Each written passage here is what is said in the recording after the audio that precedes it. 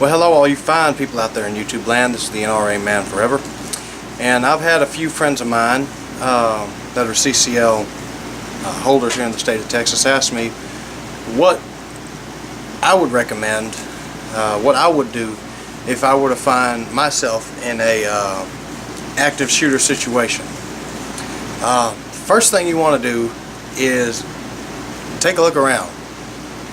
Obviously, make sure that the psychopathic son of a bitch ain't anywhere near you. See which direction people are coming from.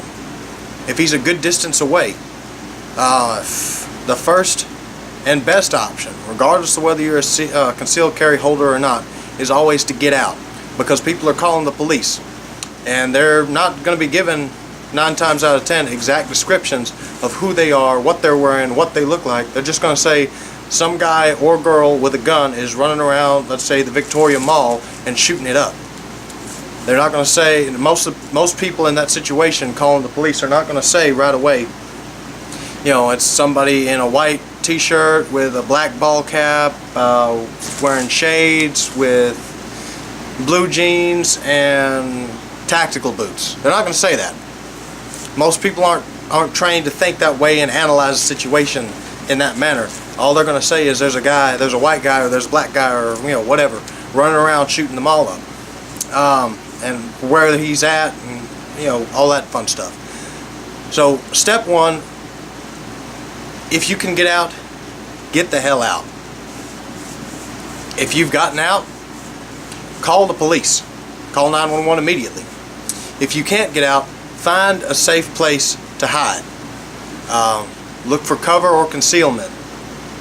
Cover is preferred because the difference between the two is the fact that cover will actually offer you protection from bullets.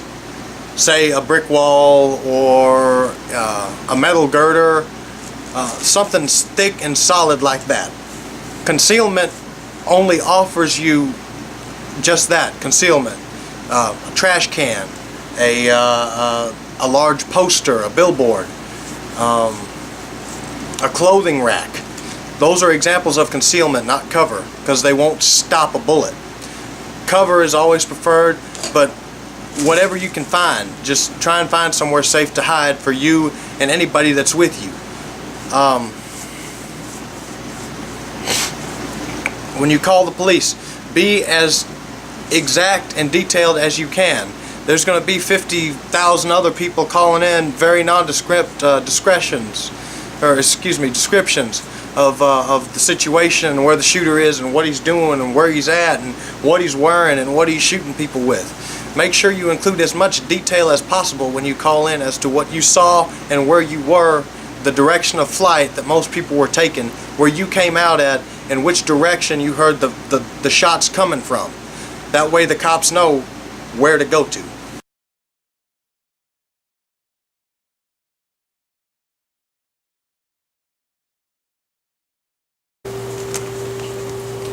Hello, 911. Yes, my name is John Smith. I'm at Victoria Mall. I was in the Hallmark store with myself and my wife, and I'm hearing shots coming from the food court at the opposite end of the mall, and I've got a whole bunch of people that are running towards my direction trying to get away, and it sounds like the shots are getting closer. Probably going to be needing officers to be coming in from the main entrance so they can attempt to meet the suspect somewhere around the middle of the mall. If you're unable to get out or seek cover, if it's right there next to you, take cover or concealment if you can. If not, immediately draw your weapon and engage. But make sure that when you engage, there is as close to zero chance of hitting innocent bystanders as possible, because people are going to be running around. They're going to be screaming and yelling, panicking. Somebody might mistake you for the shooter. They might tackle you in the process. So be extremely careful with that. Engagement is always the last option. Get out.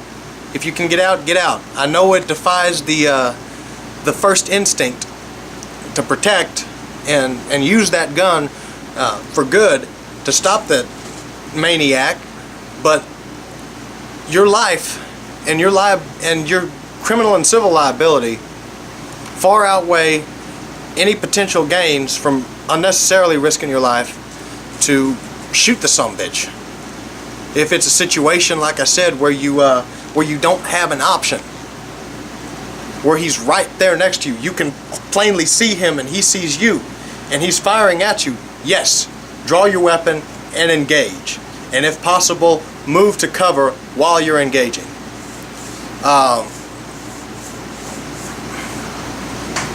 If you do engage, you need to immediately call 911 as soon as the threat is neutralized, and let them know who you are, what you're wearing, your exact location. Let them know that you are the one that put the guy down. That way, when the cops come in, they realize the guy in the white t-shirt, thick rimmed glasses with a mustache, and a thin blue line wedding band, blue jeans, and black sneakers ain't the shooter. He's the one that stopped him. This is Mr. Smith updating y'all on that shooting at the mall. Be advised, the suspect has been stopped.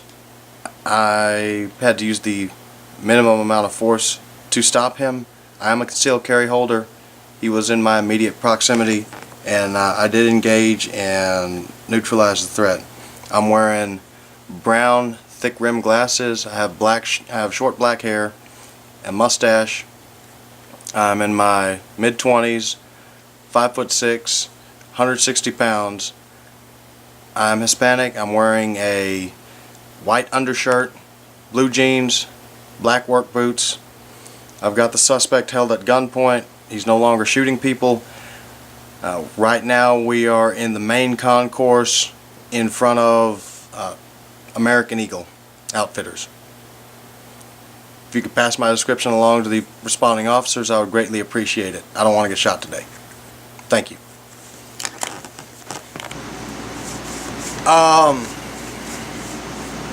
If you're with friends who have concealed carry permits and y'all have to move together to get up to the guy to take his weapon away from him, if you have somebody cross in front of you, the preferred method, I'll demonstrate, and I've got it demonstrated in a video clip I'll include as to how to maneuver your weapon so you don't shoot him. You want to take your weapon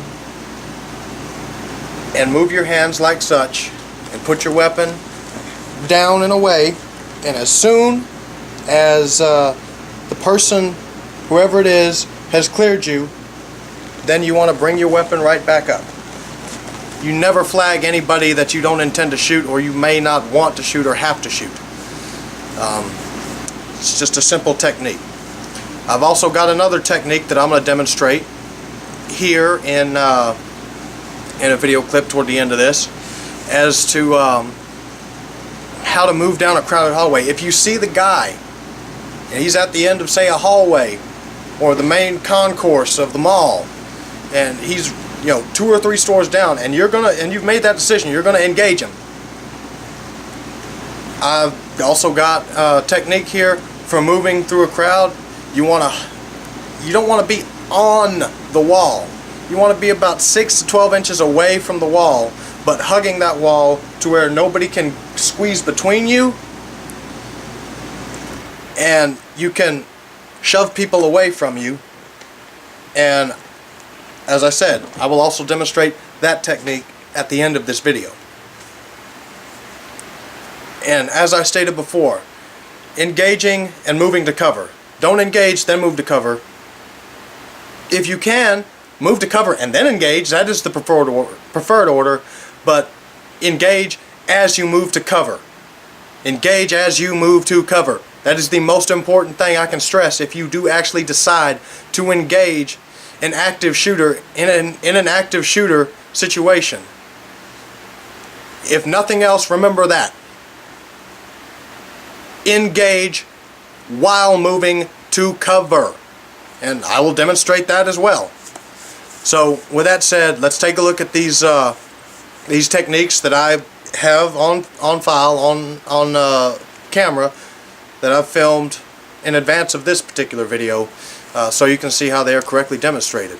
The first one is going to be how to keep your weapon down and away if you have somebody moving in front of you, say another person with a CCL, or if you're assisting a police officer inside the mall, or if you got a bunch of panic-stricken people running in front of you as you're coming up to the shooter that you've engaged and neutralized. You want to point that weapon down and away so people know you're not a threat, you're not the shooter, you're not the crazy one, and you minimize your chances of accidentally shooting someone. So let's take a look at that technique real quick.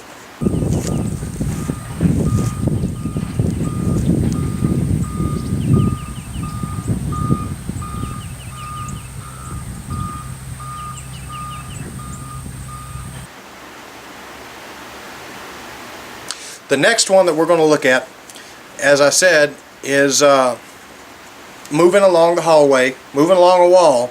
Make sure you hug it, but don't actually be physically touching the wall, because bullets travel down walls when they ricochet. They can travel down a wall, and you don't want to be hugging that wall, literally rubbing up against it, and catch a bullet in the bicep or in the leg or in whatever. Make sure you have a little bit of space between you and that wall, but make sure that there's still a close enough gap to where nobody can squeeze between you and you get out into the crowd. Let's take a look at that video real quick. Unfortunately, I didn't have a wall I could demonstrate it proper technique for y'all, because I was out at my range and there's no real structures out there. So just visualize the wall there about 6 to 12 inches away from me. But let's take a look at that clip.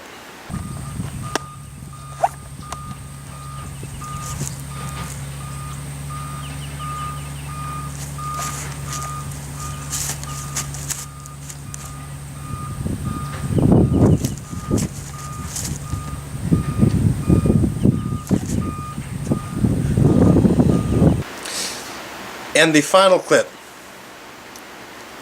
just for clarification, I'm not intending to insult anybody's intelligence. I'm pretty sure everybody knows what it means when I say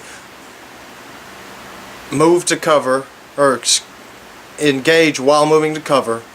But just for clarification, I'm going to demonstrate engaging while moving to cover with a handgun and with a long arm. Now, the long arm I'm using is a rifle, but the technique is the exact same with a shotgun. So let's take a look at that technique.